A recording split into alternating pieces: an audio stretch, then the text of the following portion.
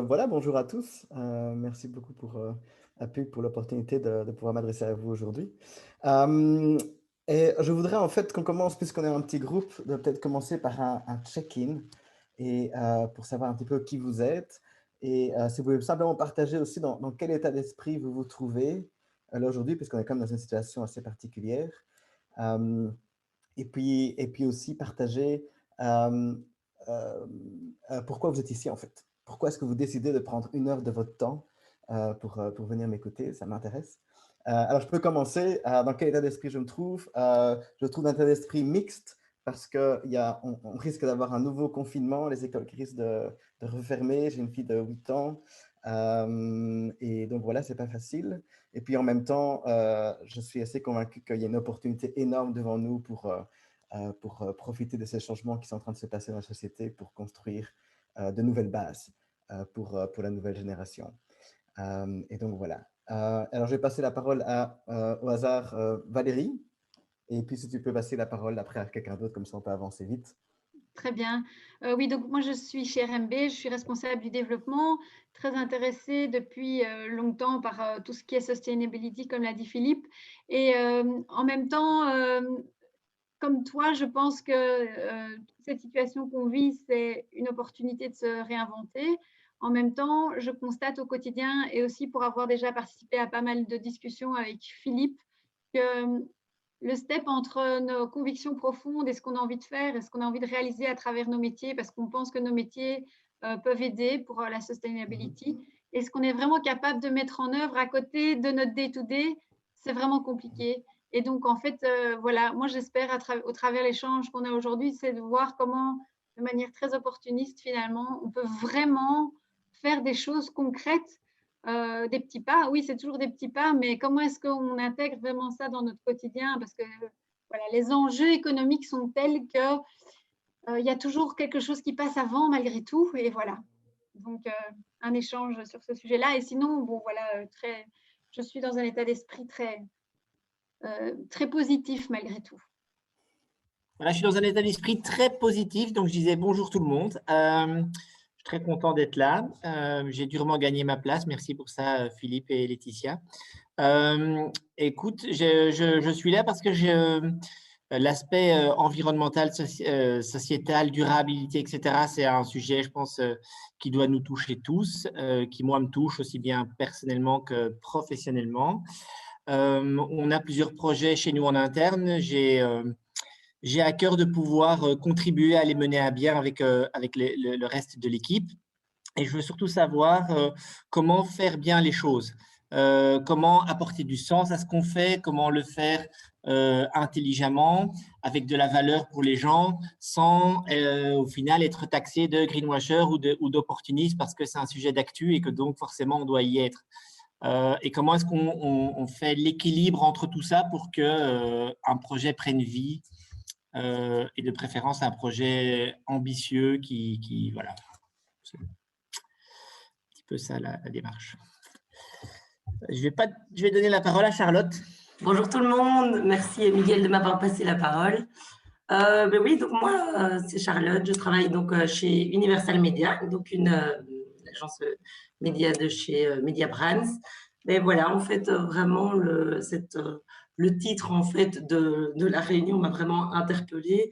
Donc ben, aussi parce que vu la situation et le contexte actuel, mais aussi parce que je pense qu'avec ce Covid, tout le monde est un peu à la recherche de sens et en effet publicité.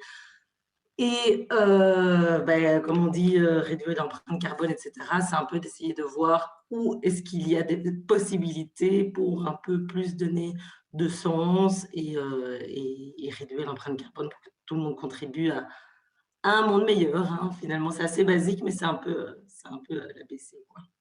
Donc voilà. Bonjour à tous, moi c'est Marine, je suis journaliste pour le magazine Pub. Je suis ici tout simplement parce que j'ai déjà interviewé Xavier pour un article pour le dernier numéro qui parlait de la TV et des data, et donc notamment de la TV de demain. Et j'ai trouvé cette interview très inspirante, donc j'ai hâte de voir ce que Xavier nous réserve en termes de communication durable. Et voilà. Merci. Et donc je passe la parole à Ikram. Bonjour à tous, moi c'est Ikram, je suis stagiaire depuis peu chez Pub. Aujourd'hui, je suis dans la réunion pour un petit peu prendre part à la discussion quelque part autour de tout ce qui est communication durable, parce que c'est vrai que comme on l'a dit précédemment, le changement est très compliqué dans le sens où il y a toujours des gens qui y sont réticents et pour la partie de la population qui ne l'est pas, c'est toujours compliqué de savoir par où commencer. Et c'est vrai que c'est un sujet très intéressant parce que là, on est dans une phase de crise où il y aura forcément un changement et il y a des opportunités. Et c'est vrai que de savoir comment communiquer sur une transition qui est quelque part vitale au final, c'est très important. Et savoir comment se situer aussi pour ne pas tomber dans ce côté, si on l'a dit précédemment, greenwashing, opportuniste, c'est quelque chose qui m'intéresse énormément parce que personnellement, comme je suis une génération qui va être concernée par le futur et que fatalement, plus tard, si j'ai des enfants, ils seront aussi concernés. J'aimerais bien savoir comment on va petit à petit mettre les pieds dans cette transition au niveau communication, mais aussi au niveau humain quelque part, parce que ça, on oublie souvent, mais il y a des humains derrière tout ça. Donc, voilà. Nous, je travaille avec Miguel, donc je suis CEO de N Group, et c'est vrai que dans un monde de médias somme toute assez superficiel et encore plus en tant que radio musicale, on est là pour divertir. On s'est toujours posé la question de quel sens on pouvait donner à nos activités au-delà de ce divertissement. Et chez N Group, on a une devise, c'est de dire on ne sera peut-être pas les meilleures radios du monde, mais on veut être les meilleurs pour le monde. Ça peut sembler assez pompeux, mais on essaye de concrétiser ça. On est par exemple le premier groupe média CO2 neutre depuis 2015, donc on y travaille. Et le Covid, la crise du Covid, elle nous donne des opportunités, elle nous permet aussi de prendre le temps pour concrétiser ces engagements. Et 2021 est à ce titre une année charnière pour nous, puisqu'on a décidé de céder à partir des ODD, des objectifs de développement durable de l'ONU, pour challenger en fait toutes nos démarches et nos engagements et nous préserver de greenwashing. Donc on veut vraiment concrétiser et rationaliser nos approches pour ne pas qu'on puisse nous taxer d'opportunisme. Voilà, sacré chantier. Je donne la parole à Bart. Oui, vous m'entendez? Ok, merci. En fait, je crois que je suis le seul néerlandophone dans le groupe, donc pardonnez-moi les fautes que je vais faire en français. Moi, je suis depuis très peu, je suis commercial chez Pub.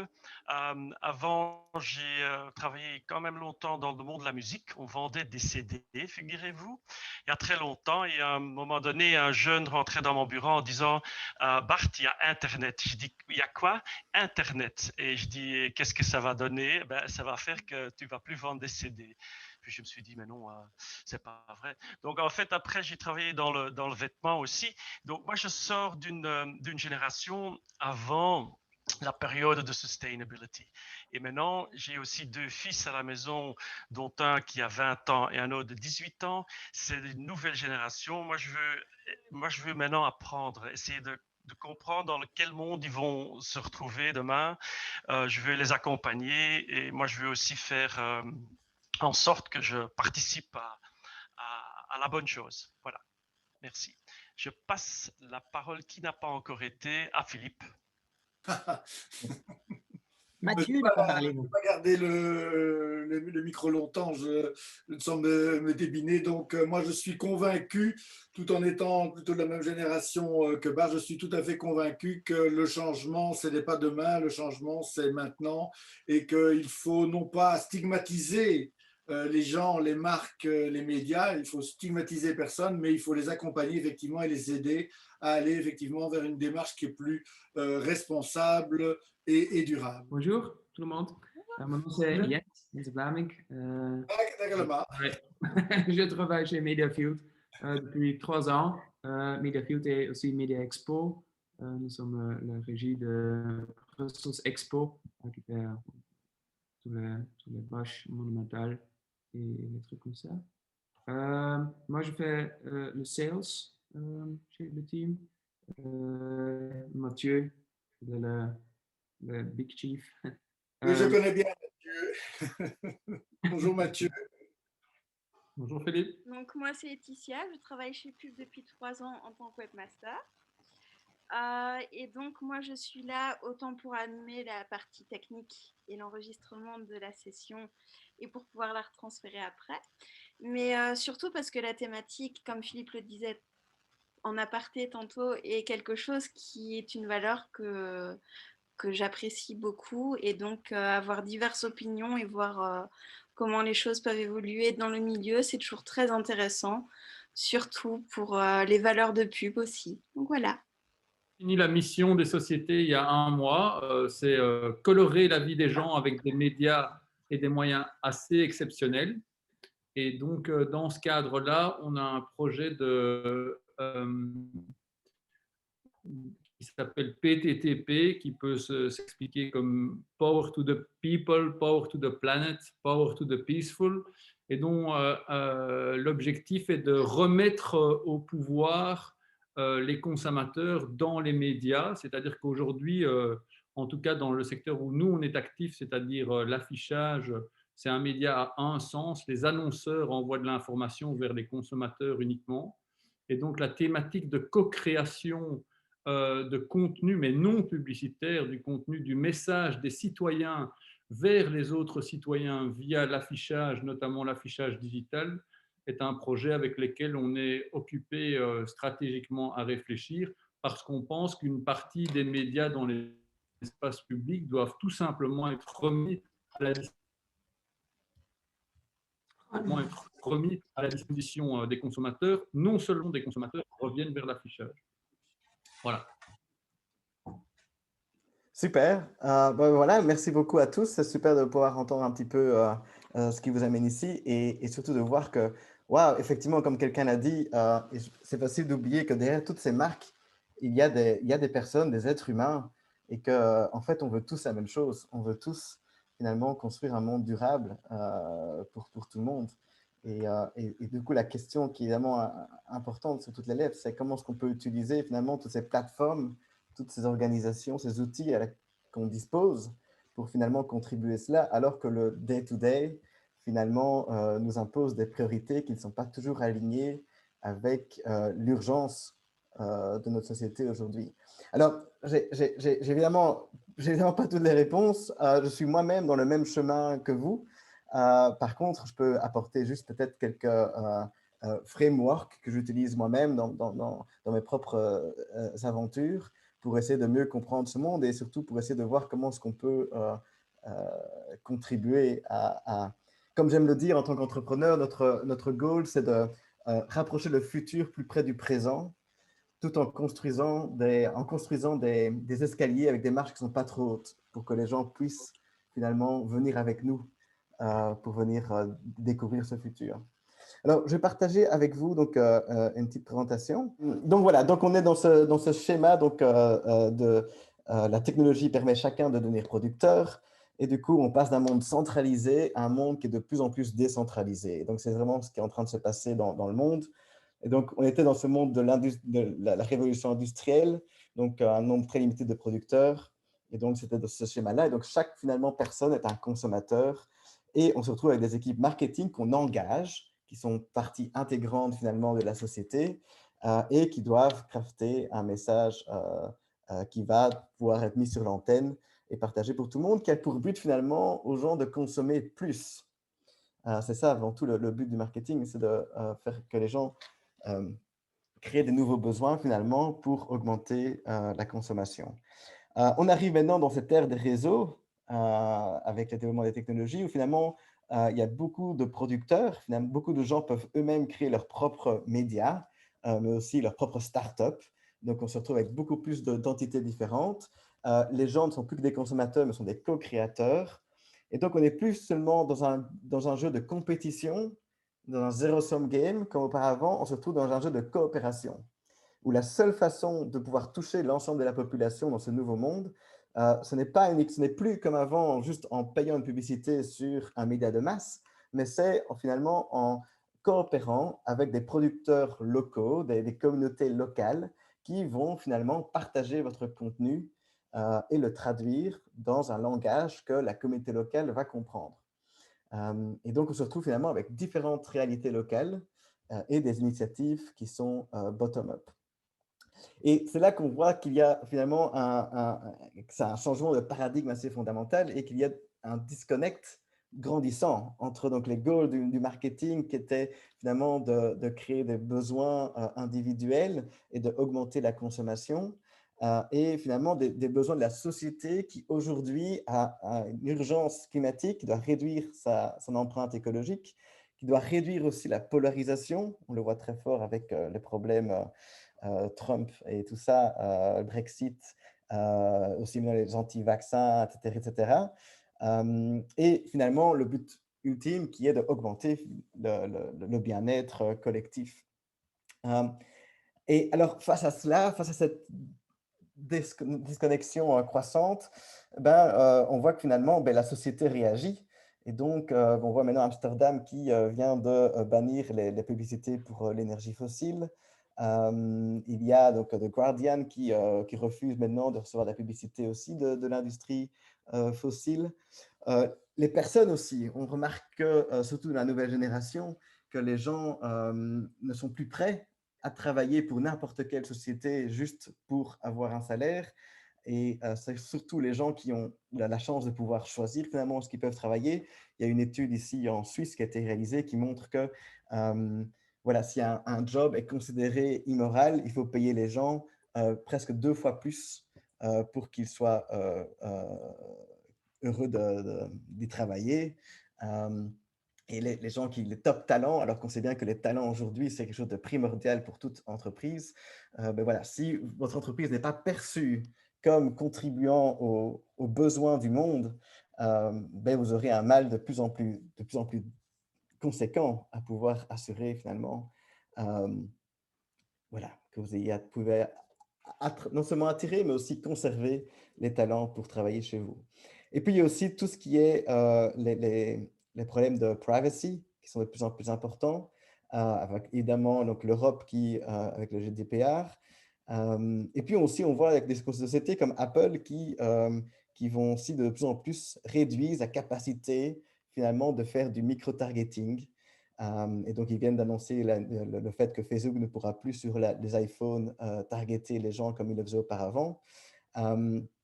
Et du coup, on voit qu'il va y avoir un shift parce qu'il va y avoir donc énormément, jusque dans les 15 dernières années, on a vu que tout le budget marketing, une grande partie en tout cas du budget marketing à travers le monde a été centralisé auprès des GAFAM, Google, Facebook, etc. Et finalement, avec ce front avec le concern de la privacy et Apple aussi qui s'y met, voilà, on dit qu'il va y avoir 25 milliards de dollars de pertes pour Facebook et Google. Et donc, c'est finalement tout cet argent qui va créer de nouvelles opportunités finalement, parce qu'il va redescendre, il va se redécentraliser et arriver de nouveau dans les mains des producteurs locaux.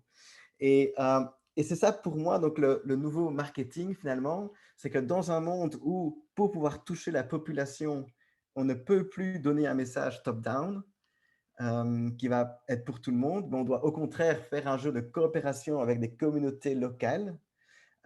Pour moi, c'est ça l'enjeu du nouveau marketing. C'est de créer des liens, d'ouvrir les portes et de créer des liens avec toutes ces personnes qui sont finalement les nœuds dans toutes ces différentes communautés. Et donc, la question devient plutôt, OK, comment est-ce qu'on peut les aider? Comment est-ce qu'on peut finalement considérer notre équipe marketing, non plus comme les personnes qu'on a nous-mêmes engagées et qui obéissent à nos ordres dans une hiérarchie, qui est une organisation capitalistique, mais plutôt, en fait, notre équipe marketing, c'est une équipe qui est en fait ouverte, que la personne qui est sur YouTube, qui travaille, qui partage les mêmes valeurs et qui a une communauté, en fait, cette personne, c'est aussi finalement un membre à temps partiel de notre équipe marketing d'une certaine façon.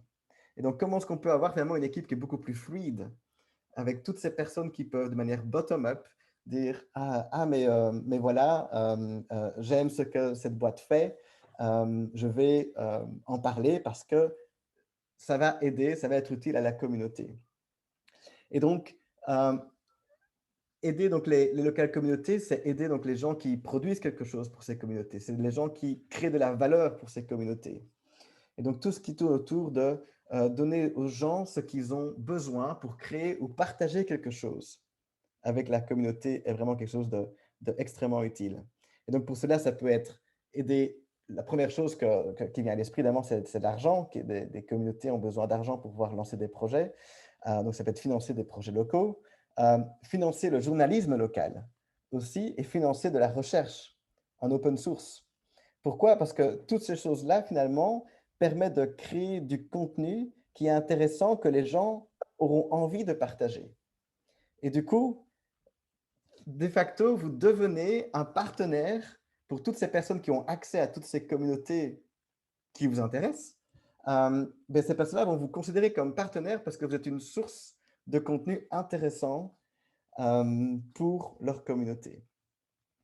Et donc, voilà, c'est là que je pense qu'il y a un shift de paradigme et une opportunité énorme. On parle de post-Covid, on parle de retour au local. Et donc, comment est-ce qu'on peut utiliser toutes nos organisations, toutes nos marques, etc., pour finalement supporter ce réveil citoyen local et leur offrir les outils, le contenu, etc., qu'ils ont besoin pour cela.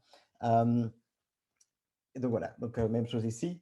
Alors, on a vu que Tesla, par exemple, dans cette transition, on a des marques, des nouvelles marques qui essaient d'emboîter le pas. Et donc, on a vu que Tesla a carrément dissous leur PR, leur équipe PR, parce qu'on n'est plus dans le vieux schéma où on a une équipe de public relations qui doit convaincre un nombre limité de producteurs. Non, on se trouve dans un nouveau monde qui est fait voilà, comme de YouTubers comme ici, Marquis Brownlee. Et du coup, ils ouvrent la porte à, voilà, venez, bienvenue, on va vous expliquer comment est-ce qu'on fabrique les voitures. Donc, on donne du contenu qui est intéressant et qui ne passe plus par des intermédiaires. Et finalement, on considère les gens en dehors de Tesla, qui ne travaillent pas nécessairement pour Tesla, mais comme des partenaires qui peuvent aider à divulguer le contenu. Là, cette vidéo, on voit, elle a eu 11 millions de vues, par exemple. Par exemple, voilà. Et puis, un autre exemple qui est de soutenir des communautés locales, c'est ce que EcoVert a fait très récemment.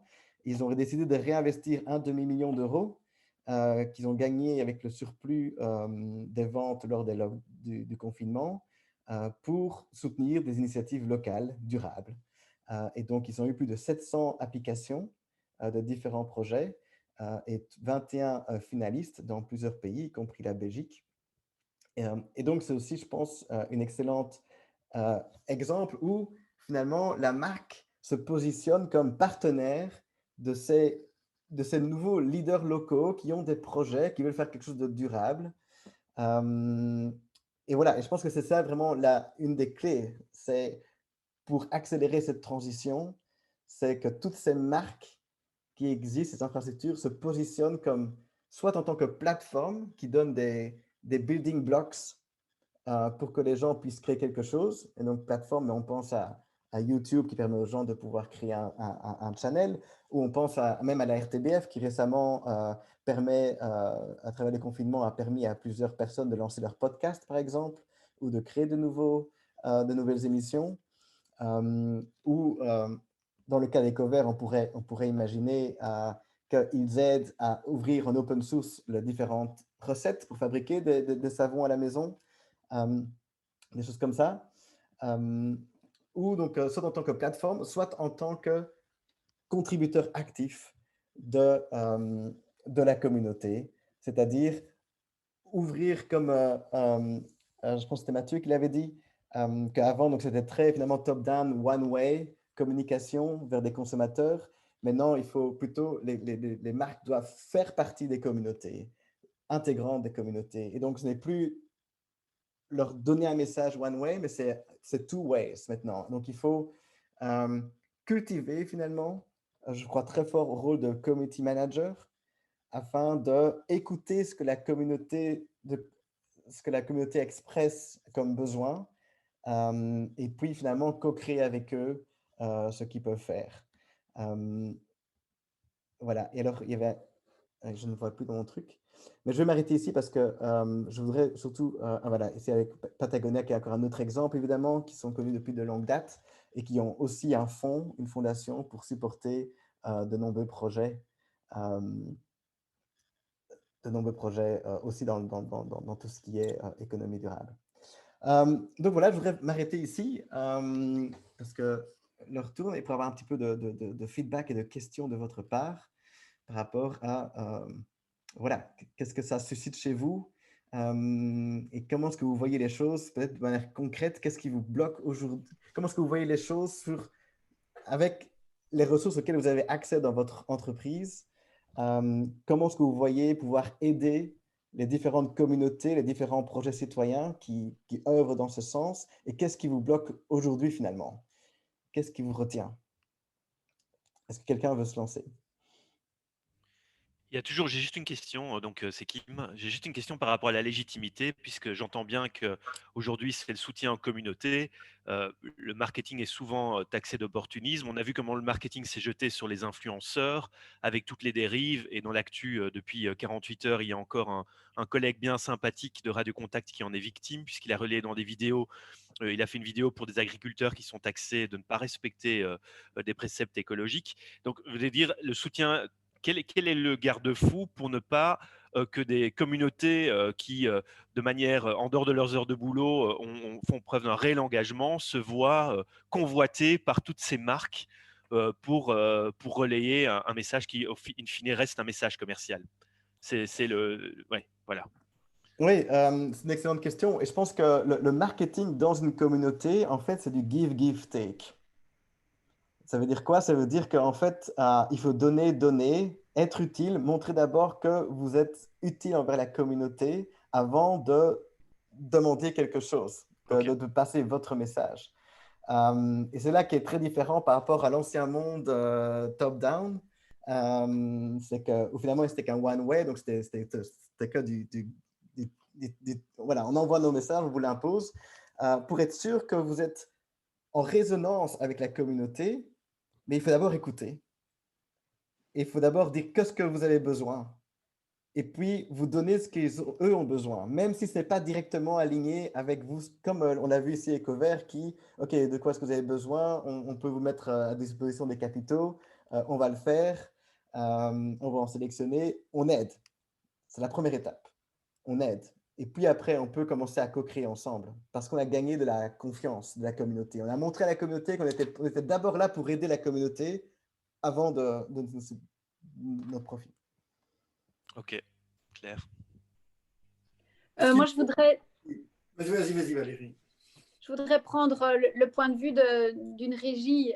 Aujourd'hui, en fait, quand tu exposes que le fait de faire un tissu local beaucoup plus fort et comme une alternative, ben nous, on y croit aussi beaucoup. Mais en réalité, tu regardes d'un point de vue régie aujourd'hui, par exemple, comment le business est construit, on reste quand même dans des écosystèmes où finalement la part de ce qui n'est pas local est de plus en plus grande. Alors nous, on fait un effort aujourd'hui en termes, par exemple, purement technologiques et solutions, finalement, de faire des promesses pour nos clients et nos annonceurs, d'arriver à générer de la valeur au sein de l'écosystème national et en faire une priorité. Et je pense que c'est un message qui aujourd'hui retentit chez chacun et que voilà, c'est vraiment un argumentaire qu'on peut commencer à développer avec nos clients en disant si vous investissez au travers de ce qu'on vous propose en Belgique, eh bien, ça va, tout l'écosystème belge va en profiter. Mais malgré ça, on se rend compte quand même qu'on fait face à l'écosystème des agences médias également. Et pour moi, les agences médias aujourd'hui, elles restent quand même encore comment dire, en tant que représentants de différentes marques, elles ont un grand rôle à jouer et aujourd'hui, elles ont d'autres enjeux que ceux de la sustainability, on va dire. Elles ont des enjeux économiques très fort. Alors, quand je t'entends et que tu montres des exemples comme ça d'annonceurs qui ont une démarche durable et qui finalement est peu industrialisée parce que c'est chacun un peu son petit projet, je trouve ça dommage qu'on n'arrive pas aujourd'hui dans notre écosystème belge à mobiliser les agences médias derrière les efforts qu'on fait de manière individuelle, que ce soit des médias comme Énergie, comme RTBF, que ce soit des régies comme RMB ou quoi que ce soit. Je trouve que ça reste vraiment un point encore très compliqué. Et voilà, donc c'est un obstacle aujourd'hui. Oui, c'est ça qui est compliqué, c'est qu'évidemment, il y a tout, pendant 50, plus de 50 ans, on a développé finalement ces médias nationaux, ces marques nationales ou même internationales. Et donc, il y a un mismatch finalement d'échelle. Et comment est-ce qu'on réconcilie les deux et qu'on fait la transition? C'est évidemment un grand challenge. Moi, je ne sais pas vous, mais moi, personnellement, par exemple, je ne regarde plus du tout les médias nationaux. Je suis beaucoup plus branché maintenant BX1, Bruges, des médias à Bruxelles parce que j'habite Bruxelles. Et si je veux avoir un truc qui va au-delà de Bruxelles, ben alors je me retrouve directement sur le New York Times, The Guardian, parce que voilà, je pense que fondamentalement dans l'univers, il n'y a que deux états qui existent, deux échelles qui existent, qui est l'échelle des bits et des atomes. Les atomes qui fait que c'est là où on habite, là où on vit, et puis les bits qui sont internationaux et qui sont limités que par l'encryptage qu'on appelle langage. Et donc, il y a la communauté francophone, la communauté néerlandophone, la communauté anglophone, mais qui n'a pas de frontières. Et donc, on est entre ces deux-là. On voit que dans ce paradigme-là, on a soit des super marques internationales, globales, comme les GAFAM, hein, Apple, etc. Et puis, on a des trucs hyper locaux. Je pense qu'il y a je suis convaincu qu'il y a déjà, ça se passe déjà, mais que maintenant ça s'accélère avec le confinement et tout ça, c'est qu'il y a une explosion, une renaissance de l'entrepreneuriat local. On voit une explosion de producteurs locaux, de gens qui se lancent, et on est encore au tout début. Et je pense que par rapport à cette nouvelle économie qui est en train de se développer, des médias locaux sont beaucoup plus en contact avec cela. Et le challenge pour les marques qui sont plutôt nationales, du coup, c'est de soit devenir des plateformes pour aller aider ces nouveaux entrants à « Ah, tiens, ben nous, on a une infrastructure, plutôt que nous vous vendre de la Heineken, on va vous offrir l'infrastructure pour vous permettre de fabriquer votre propre Brussels Beer Project. » Et des choses comme ça. Donc, soit devenir une plateforme, soit simplement aider. Je pense qu'il y a aussi énormément d'opportunités pour les marques au niveau marketing maintenant, c'est d'aller trouver alors, appeler influenceurs, j'aime pas trop appeler ça influenceurs, mais plutôt des producteurs de contenu locaux, des nouveaux podcasts, et court-circuiter finalement les anciennes plateformes. Je pense qu'il y a aussi une renaissance, dans cette renaissance des communautés, les marchés deviennent des communautés et chaque communauté a besoin de son propre pôle média. Donc, je pense que, pour Ikram aussi, qu'il y a aussi va y avoir une renaissance de la création de contenu pour les journalistes qui doivent se plugger dans des communautés, soit géographiques, soit topicales, soit le croisement des deux. Et pour cela, il faut que ce soit financé. Et là, je pense que les marques ont un rôle extrêmement important à jouer. Parce que d'une certaine façon, les marques font un profit, c'est une taxe finalement sur la consommation d'une certaine chose.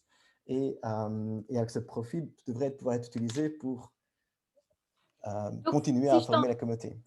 Si je t'entends bien, tu ne crois plus à des campagnes publicitaires, ou en tout cas des campagnes marketing orientées autour des formats habituels et des formats traditionnels. Tu revendiques plutôt un investissement dans de la production de contenu sponsorisé, brandé, avec une vocation de durabilité. Absolument, absolument. Pour moi, le budget marketing doit être maintenant un budget de co-création. Parce que quand il y a de la co-création, les gens ont un incentive pour partager ce qu'ils ont. Ils sont fiers. Donc, les gens, ils ont un incentive énorme de devenir rejoindre votre équipe marketing pour partager ce qu'ils ont co-créé. Mais ils l'ont co-créé avec vous, donc ils vous aident en même temps. Alors que s'ils n'ont pas du tout co-créé, c'est du marketing 1.0.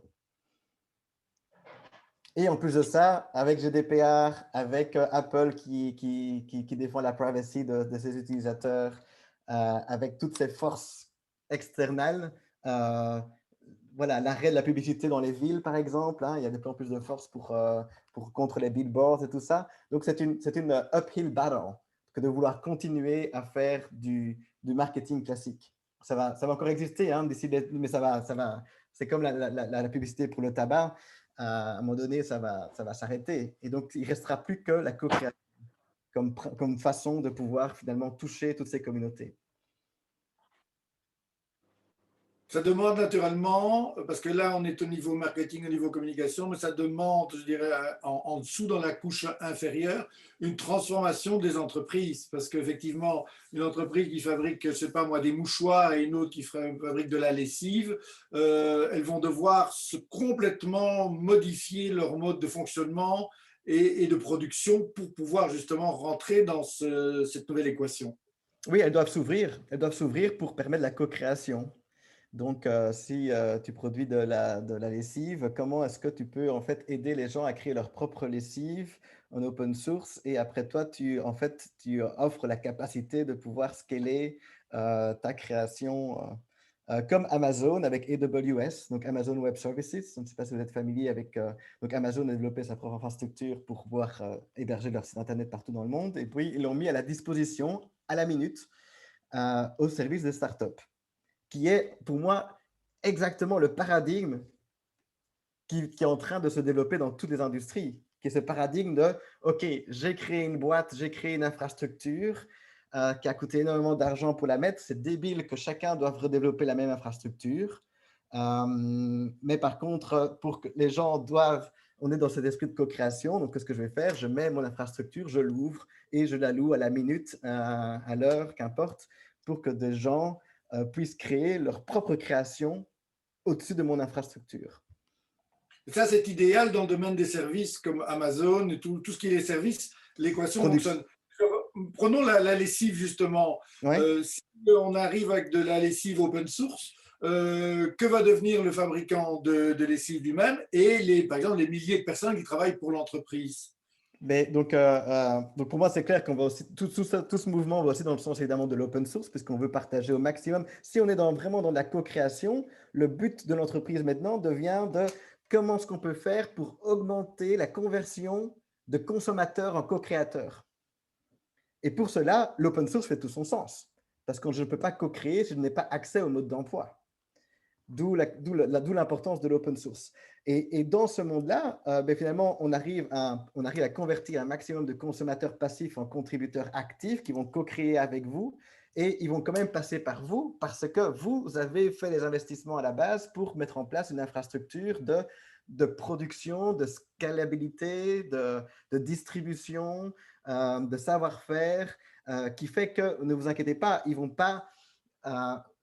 c'est la plus grande fallacie avec l'open source. D'ailleurs, Microsoft était en guerre contre l'open source et maintenant, c'est le premier investisseur dans le monde de l'open source.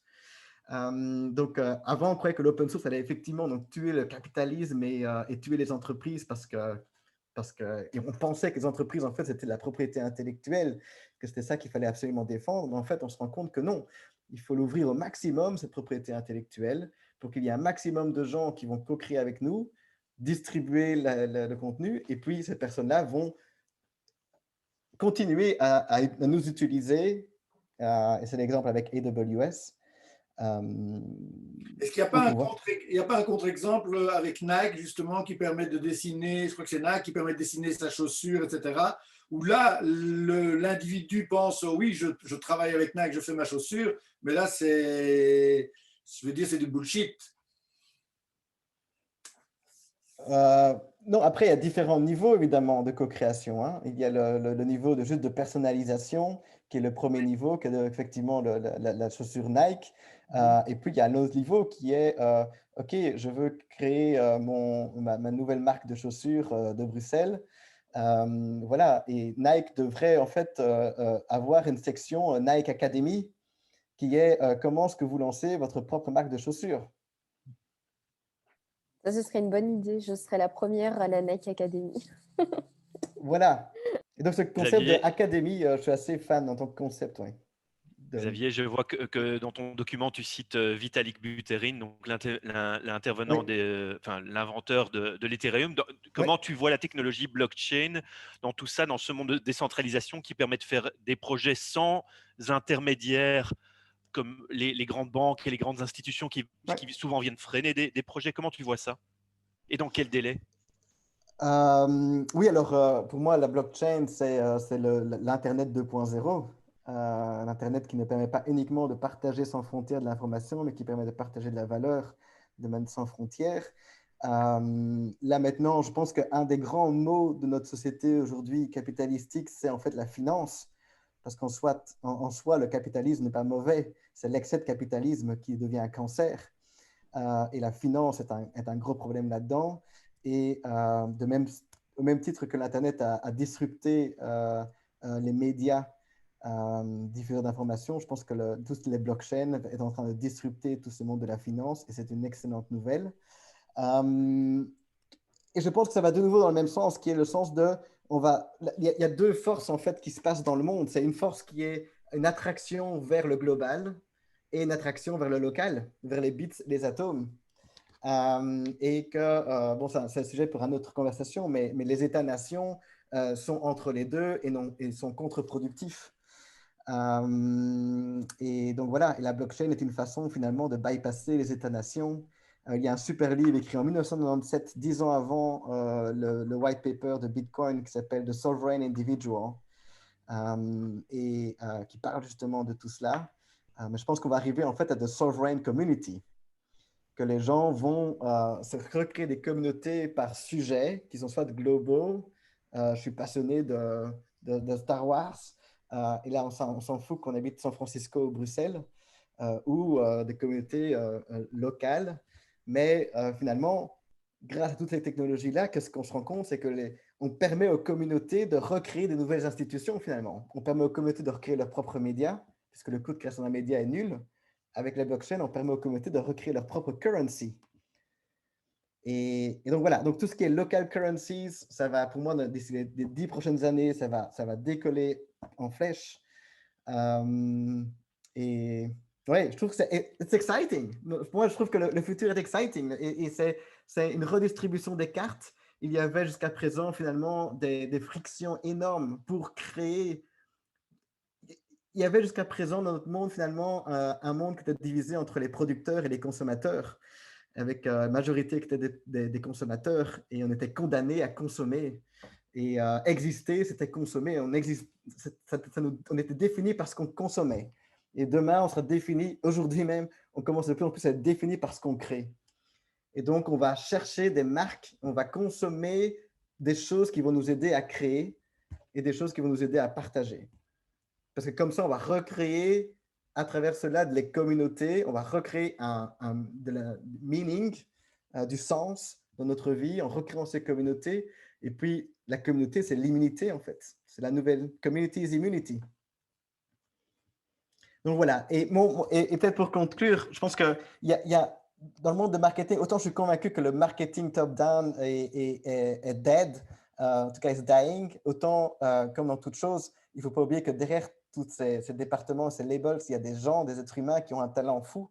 Et le talent du marketing, des gens qui travaillent dans ce milieu, c'est d'être capable de nous faire rêver d'une meilleure version de nous-mêmes.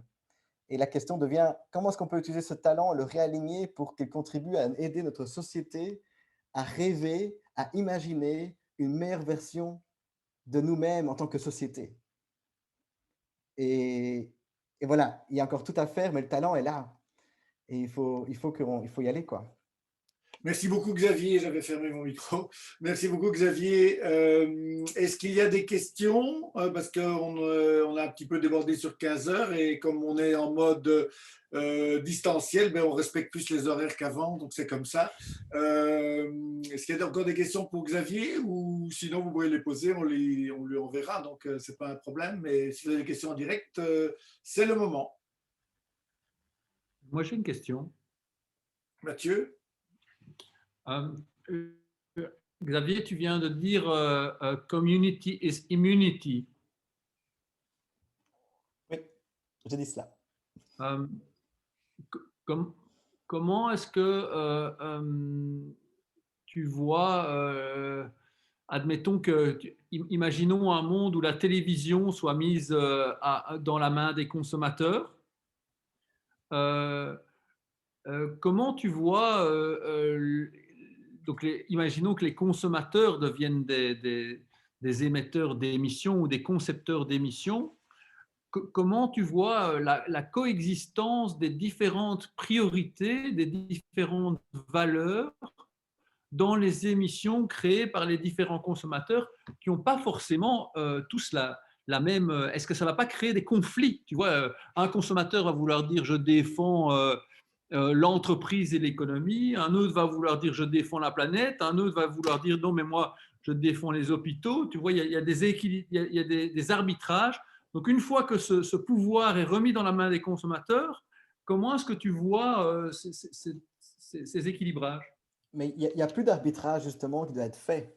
C'est typiquement le fait que, par exemple, avant, il y avait une équipe, enfin, il y en a toujours, j'imagine, par exemple, dans le journal Le Soir, qui doit définir ce qu'on met sur la première page du journal. Et là, effectivement, soit on met ça, soit on met ça, mais il faut trancher à un moment donné. Mais sauf que quand on devient une plateforme et qu'on permet à n'importe quelle communauté de créer son propre blog, il n'y a plus besoin de trancher. Donc, les gens qui auront envie de parler de plus de sustainability et puis d'autres qui ont envie de parler de vélo et d'autres qui ont envie de parler de voitures électriques, par exemple, il n'y a pas d'arbitrage à faire. Chacun a sa communauté et peut choisir de passer du temps, de l'attention, de contribuer à l'une communauté ou l'autre. Alors ça, évidemment, ça crée une certaine, finalement, une polarisation, parce que ça crée des bulles. Par contre, là, ce qu'il faudra aussi absolument développer, c'est des communautés qui sont basées plutôt géographiques, d'où le retour au local. Parce qu'il n'y a rien à faire. Pour recréer société, il faut qu'on ait a shared reality, a shared understanding of reality. Donc, il faut qu'il y ait un socle commun d'une réalité qu'on peut tous partager. Sinon, c'est un gros problème des réseaux sociaux aujourd'hui, c'est qu'on ne peut pas avoir un débat avec d'autres personnes, puisqu'on a tous une série de facts très différentes finalement. Et donc, on n'est déjà pas d'accord sur les faits. Du coup, ça devient extrêmement dur d'avoir une conversation sereine. Et donc, la première étape, c'est de remettre tout le monde à niveau de certaine façon par rapport à un certain sujet. Et pour cela, soit on partage une réalité physique qui est la même. Du coup, entre gens qui habitent la même ville, on peut avoir cette conversation. Mais ça ne sert à rien de demander à quelqu'un qui habite la campagne son avis sur la voiture à Bruxelles. Je veux dire, ce sont deux réalités qui sont extrêmement différentes. Donc, soit on parle de la réalité physique, soit on parle d'une réalité sur un certain sujet, et d'où aussi le concept d'assemblée citoyenne, par exemple. La France vient de faire ça sur le climat, par exemple, qui a pour but de prendre au hasard un nombre très varié de gens et de s'assurer qu'on les mette à niveau avec une certaine série d'experts. C'est seulement après cela qu'on peut avoir une conversation et recréer société. Sinon, on part chacun et on se polarise encore plus. Merci Xavier, merci à tout le monde d'avoir participé. Donc, je vous rappelle, vous aurez donc une version propre de la vidéo dans les prochains jours. Ce ne sera certainement pas demain, mais ce sera pour bientôt. Et nous continuerons à avoir ce type de débat chez nous parce que c'est un peu notre ADN depuis quelques années quand même. Donc, voilà. Je crois, Charlotte, pas de questions? Non, moi j'avais plus une question, mais c'est plutôt une réflexion régie, agence média, mais c'est peut-être tout à fait un autre sujet. C'est-à-dire qu'en effet, aujourd'hui, je ne vais pas me lancer dans le sujet, mais ça serait plus alors par rapport à Kim, parce que, par exemple, N-Group, c'est vrai qu'ils ont les 120 minutes pour changer le monde. Je trouve que c'est une super chouette initiative. Et il n'y a pas beaucoup, finalement, de régie qui offre cet espace gratuit, en fait, à certaines associations ou ASBL. Et en fait, ce que le consommateur demande aujourd'hui, c'est recevoir l'information qui a du sens. Mais le problème, c'est que les personnes, les ASBL, les startups, les gens qui veulent communiquer sur ce qui a du sens, ils n'ont pas de moyens. Et ceux qui ont les moyens, ce sont les annonceurs qui communiquent sur, entre guillemets, des choses qui intéressent moins les consommateurs. Donc, en fait, moi, j'ai l'impression que c'est un peu un… Il n'y a pas d'issue par rapport à agence média, régie et consommateur. Et donc, il y a un gap entre le consommateur et, en effet, les grands acteurs dans le monde des médias, parce qu'ils ne se parlent pas entre les petits acteurs et, en fait, les gros médias. Donc, voilà, c'est un peu de voir pourquoi il n'y a pas de task force entre les régies pour essayer de prévoir plus d'espace gratuit pour justement ce type de communication. Est-ce que finalement, les auditeurs donnent des feedbacks et demandent plus ce genre de communication? Et donc, du coup, d'espèce de créer, de co-créer ensemble cet espace gratuit. Mais c'est là qu'en fait, c'est pas possible pour… voilà, si on n'a pas les moyens de budget, on n'arrive pas à communiquer. Et c'est toujours ça le souci, quoi. Donc voilà, c'est tout à fait un autre débat, mais donc c'est vraiment une réflexion. Finalement, moi, je n'arrive pas à avoir de réponse qui voilà. Juste comme tu citais l'exemple des 120 minutes, 120 minutes est né il y a 4 ans de la volonté de cadrer toutes les demandes qu'on recevait. Parce qu'en tant que média, on reçoit des demandes en direct. Et forcément, les demandes qui transitent par les agences médias ou les régies sont souvent des demandes. Imaginons la Croix-Rouge, voilà, j'ai 20 000 euros, est-ce qu'il y a moyen de me planifier 40 000 euros? Ces demandes transitent par vous, mais les demandes d'acteurs qui ne disposent pas de budget arrivaient chez nous chaque jour. Et alors, on se disait en début d'année, on est généreux, et en fur et à mesure que l'année évolue, on se disait, oui, mais là, nous aussi, on est limité à 12 minutes par heure. Quel cadre on crée pour prendre des décisions objectives par rapport à toutes ces demandes? Et on a créé 120 minutes qui a un genre de concours, j'aime pas ce mot-là, mais en tout cas, il y a un jury, et ce jury essaie de faire en sorte que chaque secteur soit représenté, qu'une personne qui a gagné l'année dernière ne regagne pas l'année prochaine. On essaie d'objectiver un peu la manière dont on offre ce plus de 1 million d'espaces chaque année, mais évidemment, ce serait mieux si ce serait centralisé et que ce serait une démarche multimédia et transmédia. Oui, c'est ça. Parce qu'il y a des initiatives, il y a la VRT qui a aussi une commission humanitaire, donc il y a un comité qui décide aussi, qui octroie de l'espace. Mais je veux dire, voilà, moi, un de mes clients aussi, il est actif dans le secteur des ONG. Enfin, c'est le lien entre agence média avec un annonceur comme ça, par exemple, acteur, enfin, une ONG, pour essayer de voir ce qui est possible de faire au niveau régie. Il y a les red cartes où il y a des discounts parce que c'est le secteur ONG, mais enfin, voilà, je trouve ça, voilà, je me dis qu'il y aura peut-être une possibilité d'offrir plus d'initiatives comme 100 minutes pour changer le monde et comme la VRT ou même d'autres, parce que c'est vrai que IP, ils ont leur action Télévie, les RMB aussi, Viva for Life, et donc voilà, chaque régie a aussi sa RSE, donc sa responsabilité, mais donc voilà, c'est un peu voir comment essayer d'avoir une… Oui. C'est intéressant de vous entendre là-dessus. Une petite réflexion qui me vient à l'esprit, c'est que un problème que je vois, c'est que du coup, on tombe facilement dans… OK, on veut parler avec des interlocuteurs qui nous ressemblent, et du coup, on parle à des ONG comme la Croix-Rouge, mais qui sont elles-mêmes dans le vieux paradigme, qui ne sont pas dans le nouveau paradigme bottom-up. Et donc, je me demande juste, c'est du brainstorming ici, hein, je ne suis pas au jour le jour dans votre industrie, mais est-ce qu'il n'y a pas plutôt moyen de demander aux marques est-ce que vous ne voulez pas sponsoriser un espace publicitaire en bottom-up et on décentralise le truc au maximum, au contraire, et on permet aux initiatives locales, aux startups locales, whatever, voilà le process pour appliquer, et la marque qui, évidemment, doit approuver, mais on est dans du bottom-up. C'est pas la marque qui fait le spot commercial. Non. C'est une initiative citoyenne qui a envie de parler d'un truc et que la marque a dit « Ah, ça correspond à nos valeurs. C'est génial. On va dire cet espace publicitaire est offert par X, Y ou Z. » Oui, Ça a été fait il y a 1 mois, mais avec quand même encore un fort contrôle de la marque. C'est BNP Paribas qui a sponsorisé une campagne pour soutenir l'Horeca durant le confinement. Et donc, eux ont payé l'espace et ont permis à des acteurs de l'Horeca d'utiliser cet espace. Donc, c'est des premières initiatives qui vont dans ce sens-là. Ouais.